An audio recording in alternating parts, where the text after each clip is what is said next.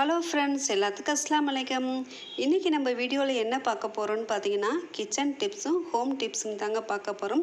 நம்ம துணிகாய போடுறதுக்கு கிளிப்பு வீட்டில் எப்படி செய்யலாங்கிறதையும் தாங்க இந்த வீடியோவில் பார்க்க போகிறோம். இப்போ தான் நம்ம வீடியோவை முத பார்க்குறதா இருந்தால் சேனலை மறக்காமல் சப்ஸ்கிரைப் பண்ணிக்கோங்க. இப்போ வாங்க வீடியோக்குள்ளே போகலாம். நம்ம பார்க்கக்கூடிய டிப்ஸ் என்னன்னு பார்த்தீங்கன்னா, நம்ம வீட்டில் இருக்கக்கூடிய வேஸ்ட்டான வாட்டர் கேன் இருக்குது இல்லையா, அந்த வாட்டர் கேன்லேருந்து நெக் போர்ஷனை மட்டும் நான் கட் பண்ணி எடுத்திருக்கேன். கட் பண்ணி எடுத்துட்டு இதில் வந்து நடுவில் ஒரு ஹோல் போட்டுக்கலாங்க.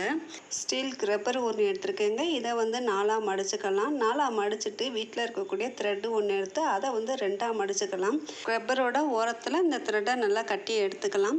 இப்போ நம்ம நெக் போர்ஷன் வச்சுருக்கோம் இல்லையா, அதுலேருந்து மூடியை கழட்டிட்டு நம்ம கட்டி வச்ச ஸ்க்ரப்பரை வந்து உள்ளே விட்டு இந்த மாதிரி இழுத்துக்கலாங்க.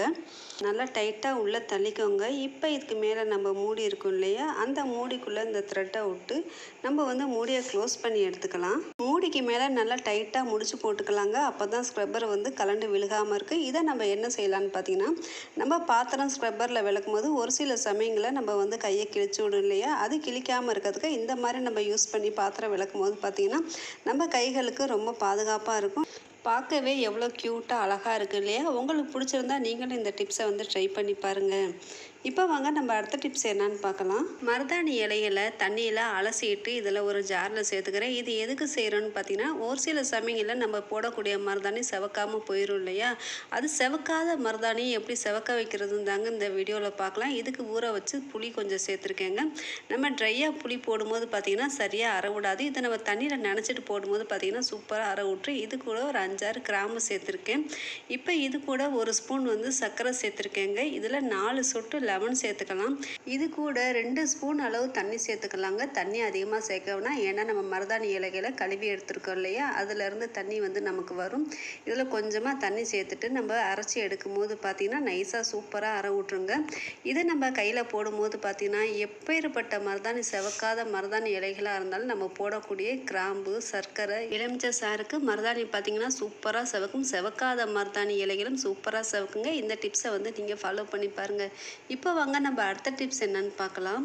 ஒரு அகலமான சட்டியை எடுத்திருக்கேன். இதில் வந்து பப்பாளி காய வச்சுட்டு 1 ஸ்பூன் அளவு கடுகு போட்டு மூடி வைக்கும் போது பார்த்திங்கன்னா கடுகுலேருந்து வரக்கூடிய ஹீட்டில் சீக்கிரமாகவே பப்பாளி பழுத்துரும். நீங்கள் உடனே பப்பாளி சாப்பிடணும்னு நினச்சிங்கன்னா இந்த மாதிரி நீங்கள் கடுகு போட்டு மூடி வைக்கிறதுனால பார்த்திங்கன்னா சீக்கிரமாகவே பப்பாளி பழுத்துரும். இந்த டிப்ஸ் பிடிச்சிருந்தா மறக்காமல் ட்ரை பண்ணி பாருங்கள். இப்போ வாங்க நம்ம அடுத்த டிப்ஸ் என்னன்னு பார்க்கலாம். இதுக்கு நம்ம வீட்டில் இருக்கக்கூடிய வேஸ்ட்டான வாட்டர் கேன் எடுத்துருக்கேங்க. வாட்டர் பாட்டிலில் மேலே இருக்கக்கூடிய நெக் போர்ஷனை மட்டும் நான் கட் பண்ணி எடுத்துருக்கேங்க. எக்ஸ்ட்ரா இருக்க எட்ஜஸ்லாம் கத்தியை அடுப்பில் காய வச்சு இதை வந்து லைட்டாக நம்ம தடவி எடுக்கும் போது பார்த்திங்கன்னா நமக்கு வந்து கிராச் இல்லாமல் வந்து ஷைனிங்காக இருக்கும். எல்லாத்தையும் நம்ம என்ன செய்யலாம்னு பார்த்திங்கன்னா கிளிப்பு மாதிரி யூஸ் பண்ணிக்கலாங்க. நம்ம பால்கனியில் துணி காயப்படும் போது கிளிப்பு போட்டால் அது வந்து கலண்டு விழுந்துடும் இல்லையா, இந்த மாதிரி நம்ம வாட்டர் பாட்டிலில் நெக் போர்ஷனை எடுத்து நம்ம கிளிப்பு மாதிரி யூஸ் பண்ணும்போது பார்த்திங்கன்னா எவ்வளோ அடித்தாலும் சரி துணி வந்து பறந்தே போகாதுங்க. நம்ம இந்த பெட்ஷீட்டுக்கெலாம் பார்த்திங்கன்னா கிளிப்பு போட்டால் கலண்டு விழுந்துடும் இல்லையா, இந்த மாதிரி வாட்டர் பாட்டிலில் நம்ம போடும்போது பார்த்திங்கன்னா பெட்ஷீட் வந்து கலண்டு விழுகாதுங்க. நான் பால்கனியில் போட்டிருக்கேன். இது போட முடியாத துணி எல்லாத்துக்குமே நம்ம இந்த மாதிரி கிளிப்பு போடும்போது பார்த்திங்கன்னா சூப்பராக துணி நிற்கும். நான் போர்வை, பெட்ஷீட் எல்லாத்துக்கும் இதே மாதிரி தாங்க கிளிப்பு போட்டிருக்கேன். நம்ம பிள்ளையை யூஸ் பண்ணிவிட்டு போடக்கூடிய பேனா மூடிகள் இருக்குது இல்லையா, அந்த மூடிகளை இந்த மாதிரி நம்ம கிளிப்பு மாதிரி யூஸ் பண்ணும்போது பார்த்திங்கன்னா கடையில் கிளிப்பு வாங்க வேண்டிய அவசியமே இல்லைங்க. இந்த பேனா மூடியும் நமக்கு வந்து சூப்பரான ஒரு கிளிப்பு மாட்டம் இருக்குது. இதையும் நீங்கள் ட்ரை பண்ணி பாருங்கள். நம்ம அடுத்த டிப்ஸ் என்னன்னு பார்க்கலாம். நம்ம பாத்திரம் விளக்கிட்டு லாஸ்ட்டாக தூக்கி போடக்கூடிய ஸ்க்ரப்பர் இருக்கும் இல்லையா, அது வந்து நான் கொஞ்சம் கலெக்ட் பண்ணி வச்சுருக்கேன். இது கூட நம்ம துணி துவைக்கக்கூடிய ப்ரஷ் இருக்கும் இல்லையா, அந்த ப்ரஷ்ஷை எடுத்து இந்த ஸ்க்ரப்பரை வந்து நல்லா உள்ளே அமுக்கி வச்சுக்கோங்க. இதை நல்லா அமுக்கி விடும்போது பார்த்திங்கன்னா கீழே விழுகாது. இது உங்களுக்கு கீழே விழுந்துருங்கிற டவுட் இருந்துச்சுன்னா நீங்கள் வந்து இதை சுற்றி நீங்கள் லப்பர் பேண்டு போட்டு எடுத்துக்கோங்க.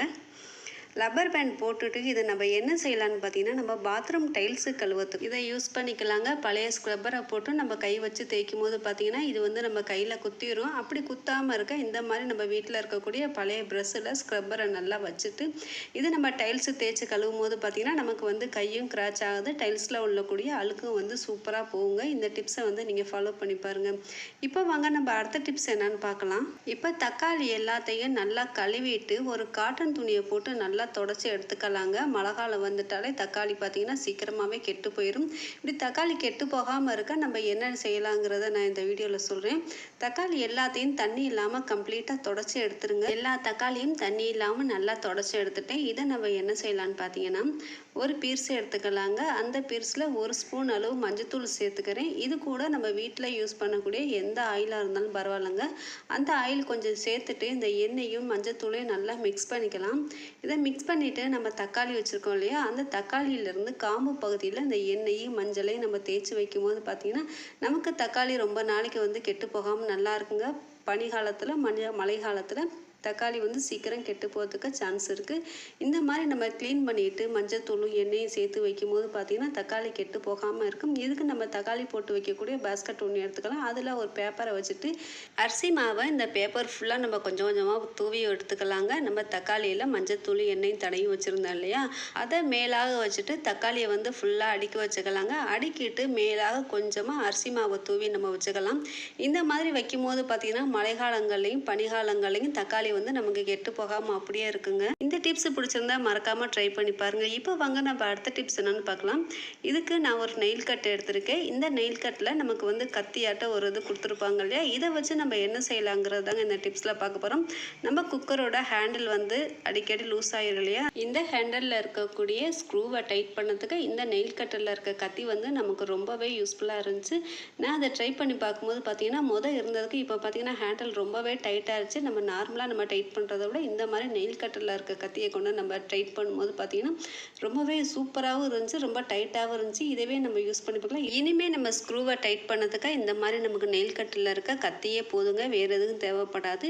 இந்த நெயில் கட்டரில் நம்ம நெயில் கட் பண்ணிவிட்டு அதை வந்து சைனிங் பண்ணதுக்கு அந்த கத்தி மாதிரி பேக் சைடு கொடுத்துருப்பாங்க இல்லையா, அந்த சைடு நம்ம வீட்டில் இருக்கக்கூடிய கத்தியை வந்து சூப்பராக ஷார்ப் பண்ணலாங்க. நம்ம இனிமேல் கத்திகளையும் நெயில் கட்டரிலே நம்ம வந்து சூப்பராக ஷார்ப் பண்ணிக்கலாங்க. இதே நெயில் கட்டரில் உங்களுக்கு இன்னொரு டிப்ஸ் சொல்லித்தரேன்.